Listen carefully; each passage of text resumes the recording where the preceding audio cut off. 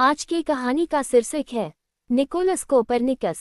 15 फरवरी 1473 की एक ठंडी सुबह यूरोप के पोलैंड देश के एक छोटे से नगर टोरून में एक बालक का जन्म हुआ। किसी ने कल्पना भी नहीं की थी कि यही बच्चा एक दिन हजारों वर्षों से चली आ रही दुनिया की सबसे बड़ी मान्यता को चुनौती देगा। उस बालक का नाम था निकोलस कोपरनिकस। कोपरनिकस के पिता एक सफल व्यापारी थे। उनका परिवार आर्थिक रूप से संपन्न था, इसलिए बचपन में निकोलस को किसी प्रकार की कमी का सामना नहीं करना पड़ा। जब निकोलस लगभग 10 वर्ष के थे, तभी उनके पिता का निधन हो गया। ये घटना उनके जीवन का पहला बड़ा दुख थी। इसके बाद उनके पालन पोषण की जिम्मेदारी उनके मामा लुकास वाटसन ने संभाली, जो चर्च के एक प्रभावशाली अधिकारी थे। उनके मामा शिक्षा के महत्व को भली भांति समझते थे। उन्होंने निकोलस को सर्वोत्तम शिक्षा दिलाने का निश्चय किया। यदि उनके मामा का सहयोग न मिला होता तो शायद कोपरनिकस कभी इतने बड़े वैज्ञानिक न बन पाते। निकोलस ने अपने नगर के विद्यालय में प्रारंभिक शिक्षा प्राप्त की। वे अत्यंत मेधावी छात्र थे। उन्हें विशेष रूप से गणित, ज्यामिति, खगोल विज्ञान, दर्शन शास्त्र, लैटिन भाषा विषय पसंद थे। उनकी स्मरण शक्ति भी बहुत तेज थी। वे कठिन से कठिन गणनाएं आसानी से कर लेते थे। 1491 में निकोलस ने क्राको विश्वविद्यालय में प्रवेश लिया। उस समय ये यूरोप के प्रमुख शिक्षण संस्थानों में से एक था। यही पहली बार उन्हें व्यवस्थित रूप से खगोल विज्ञान का अध्ययन करने का अवसर मिला। उन्होंने सीखा कि ग्रहों की स्थिति कैसे मापी जाती है, तारों की गति का अध्ययन कैसे किया जाता है और गणित का उपयोग करके आकाशीय पिंडों की चाल का अनुमान कैसे लगाया जाता है। विश्वविद्यालय में उन्होंने प्राचीन यूनानी वैज्ञानिकों की पुस्तकों का गहन अध्ययन किया। विश्वविद्यालय में पढ़ते समय उन्होंने टोलेमी के सिद्धांत का अध्ययन किया। उस सिद्धांत के अनुसार पृथ्वी स्थिर है, सूर्य पृथ्वी के चारों ओर घूमता है, सभी ग्रह भी पृथ्वी की परिक्रमा करते हैं। लेकिन जब कोपरनिकस ने वास्तविक आकाश का अवलोकन किया तो उन्हें कई बातें मेल नहीं खाती दिखाई दी। उन्हें लगा कि ग्रहों की चाल को समझाने के लिए टोलेमी का मॉडल अत्यधिक जटिल है। उसमें अनेक काल्पनिक वृत्त जोड़ने पड़ते थे। उनके मन में पहली बार विचार आया, क्या कहीं हमारी मूल मान्यता ही गलत तो नहीं? यही प्रश्न आगे चलकर वैज्ञानिक क्रांति का आधार बना। शिक्षा पूरी करने के बाद उनके मामा ने उन्हें आगे की पढ़ाई के लिए इटली भेजा। उस समय इटली यूरोप में ज्ञान और पुनर्जागरण का केंद्र था। यहाँ उन्होंने विभिन्न विश्वविद्यालयों में कानून, चिकित्सा, गणित, खगोल विज्ञान, दर्शन का अध्ययन किया। उन्होंने बोलोन्या विश्वविद्यालय में प्रसिद्ध खगोलविद डोमेनिको मारिया नोवारा के साथ काम करना शुरू किया। यही पहली बार उन्हें वास्तविक खगोलीय अवलोकन करने का अवसर मिला। एक रात वे अपने गुरु के साथ आकाश का निरीक्षण कर रहे थे। उन्होंने ग्रहों और तारों की स्थिति को सावधानीपूर्वक मापा। जब उन मापों की तुलना प्राचीन पुस्तकों से की गई तो कुछ अंतर दिखाई दिए। यद्यपि अंतर बहुत बड़ा नहीं था, लेकिन कोपरनिकस के मन में यह विश्वास और मजबूत हो गया कि पुराने सिद्धांत पूरी तरह सही नहीं हैं। उन्होंने निश्चय किया कि वे केवल पुस्तकों पर भरोसा नहीं करेंगे, बल्कि वर्षों तक स्वयं आकाश का अध्ययन करेंगे। आज के वैज्ञानिकों के पास दूरबीन, कंप्यूटर और उपग्रह हैं, लेकिन कोपरनिकस के पास इनमें से कुछ भी नहीं था। उन्होंने बिना दूरबीन के केवल अपनी आंखों, गणित और धैर्य के सहारे वर्षों तक ग्रहों की स्थिति दर्ज की। उन्हें जल्दी प्रसिद्धि नहीं चाहिए थी, वे केवल सत्य की खोज करना चाहते थे। इसी कारण वे हर निष्कर्ष को बार बार जांचते थे।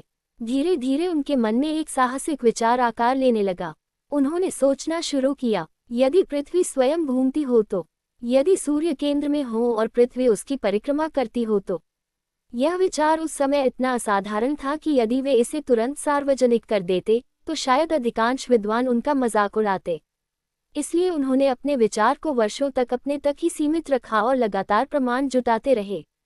ये केवल शुरुआत थी। आने वाले वर्षों में यही विचार हेलियोसेंट्रिक सिद्धांत के रूप में सामने आया और इसने विज्ञान के इतिहास में सबसे बड़ी क्रांतियों में से एक को जन्म दिया। लगभग 7 वर्षों तक इटली में शिक्षा प्राप्त करने के बाद कोपरनिकस अपने देश पोलैंड लौट आए। उनके मामा उन्हें चर्च में कैनन के पद पर नियुक्त करा चुके थे। ये पद धार्मिक था, लेकिन इसके साथ उन्हें रहने, अध्ययन करने और आर्थिक सुरक्षा की सुविधा भी मिली। यही कारण था कि उन्हें रोजी रोटी की चिंता नहीं करनी पड़ी और वे अपना अधिकांश समय अध्ययन और खगोलीय शोध में लगा सके। वे केवल धर्मगुरु ही नहीं थे, वे चिकित्सक भी थे, गणितज्ञ भी, अर्थशास्त्री भी और खगोलशास्त्री भी। यदि कोई बीमार होता तो वे उसका इलाज भी करते थे। कोपरनिकस फ्रॉम्बोक नामक नगर में रहते थे। वहीं उन्होंने एक ऊंचे टॉवर को अपना छोटा सा वैधशाला बना लिया। आज की तरह उनके पास दूरबीन नहीं थी। वे साधारण यंत्रों जैसे क्वाड्रेंट, आर्मिलरी स्फीयर और कोण मापने वाले उपकरण की सहायता से ग्रहों और तारों की स्थिति मापते थे। हर साफ रात वे आकाश का निरीक्षण करते। सर्दियों की कड़ाके की ठंड हो या तेज हवा, वे अपने कार्य से पीछे नहीं हटते थे। कोपरनिकस ने 1-2 वर्ष नहीं बल्कि लगभग 20 वर्षों तक लगातार ग्रहों की चाल का अध्ययन किया। वे प्रत्येक ग्रह की स्थिति लिखते, फिर गणितीय गणना करते, फिर अगली रात दोबारा मापते। धीरे धीरे उनके सामने एक अद्भुत तथ्य स्पष्ट होने लगा। यदि सूर्य को केंद्र में रखा जाए तो ग्रहों की गति को समझाना बहुत आसान हो जाता है, लेकिन यदि पृथ्वी को केंद्र माना जाए तो ग्रहों की चाल समझाने के लिए अनेक कृत्रिम वृत्त जोड़ने पड़ते हैं। इससे उनका विश्वास और मजबूत होता गया। कई वर्षों के अध्ययन के बाद कोपरनिकस ने अपना प्रसिद्ध सूर्य केंद्रित सिद्धांत यानी हीलियोसेंट्रिक थ्योरी तैयार किया। इस सिद्धांत के मुख्य बिंदु थे: सूर्य सौरमंडल के केंद्र के निकट स्थित है। पृथ्वी सहित सभी ग्रह सूर्य की परिक्रमा करते हैं। पृथ्वी अपनी धुरी पर प्रतिदिन घूमती है। पृथ्वी एक वर्ष में सूर्य की एक परिक्रमा पूरी करती है। दिन और रात पृथ्वी के घूमने से होते हैं। ऋतुओं का परिवर्तन पृथ्वी की सूर्य के चारों ओर परिक्रमा और उसकी धुरी के झुकाव के कारण होता है। आज ये बातें सामान्य लगती हैं, लेकिन उस समय ये पूरी दुनिया की मान्यताओं के विरुद्ध थी। कोपरनिकस जानते थे कि यदि उन्होंने ये सिद्धांत सार्वजनिक कर दिया तो चर्च और कई विद्वान इसका विरोध करेंगे। उस समय चर्च की शिक्षाओं को चुनौती देना बहुत खतरनाक माना जाता था। हालांकि कोपरनिकस स्वयं चर्च से जुड़े हुए थे, फिर भी वे सत्य की खोज छोड़ना नहीं चाहते थे। इसी कारण उन्होंने वर्षों तक अपनी खोज को सार्वजनिक नहीं किया। लगभग 1514 के आसपास उन्होंने अपनी खोज का एक छोटा सा सार लिखा, जिसे बाद में कमेंटारियोलस के नाम से जाना गया। उन्होंने इसे प्रकाशित नहीं किया। उन्होंने केवल अपने कुछ विश्वसनीय मित्रों और विद्वानों को इसकी प्रतियां पढ़ने के लिए दी। जो भी इसे पढ़ता वह आश्चर्यचकित रह जाता। कुछ लोग उनकी प्रशंसा करते तो कुछ इसे असंभव बताते। सन 1539 में जर्मनी का एक युवा गणितज्ञ और खगोलशास्त्री जॉर्ज जोआखिम रेटिकस कोपरनिकस से मिलने फ्रॉम्बोक पहुंचा। रेटिकस पहले से ही उनके सिद्धांत के बारे में सुन चुका था। वह इस महान वैज्ञानिक से मिलकर उनकी खोज को समझना चाहता था।